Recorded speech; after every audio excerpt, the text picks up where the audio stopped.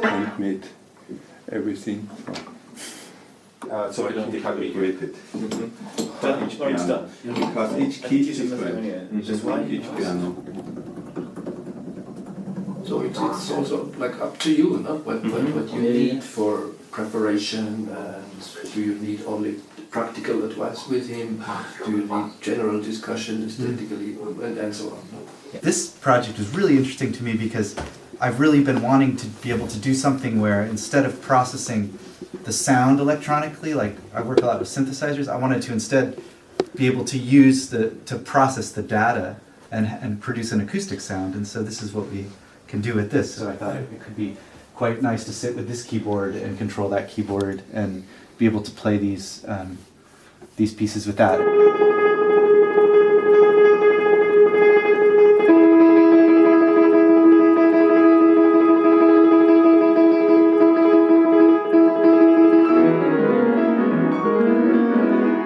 So if you want MIDI, if you want it directly, I can also take some other stuff, and then also the BD badge can have a OSC Open Sound Control interface where you can send messages to this and displays the piano. The richtigen Dynamik. My idea actually arises from the idea of seeing the surface of the keys as the surface of water. So every single impact creates a new wave, and those waves, the more they get slower, interact with each other. In the middle of that time, it will appear this and disappear this cluster. Yeah, and from this randomized duration, we make a randomized fade in and fade out.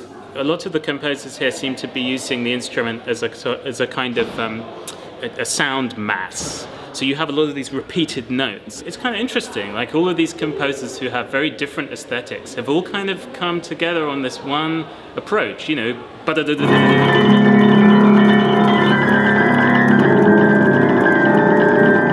should have ended at the low bass rumble section, and then I reckon if you just let that be the end, it would be a dramatic ending.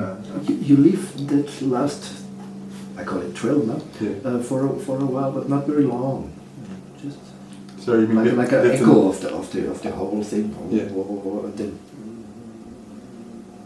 kind of a little bit fade out. One thing we noticed actually in workshopping is that really fascinatingly there's like a biting point about halfway. So there's like a limit to the number of times you can press a key in a second. But there's also a kind of limit about halfway where the action of the plunger and the key action kind of get in phase and kind of cancel each other out.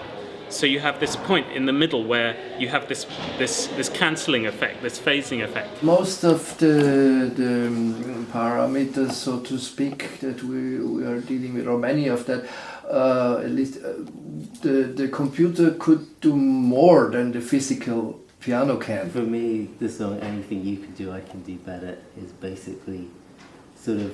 That's what it is. It's like an encapsulation of what I think is basically a really...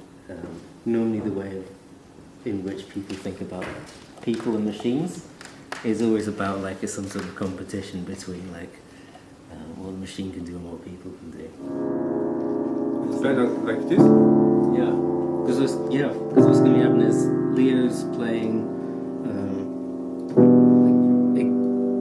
exactly the same thing, but often obviously it's like his counting slightly different, so the idea is you get this sort of very quiet chords that then just get very small delays based on how the computer counts and how he counts.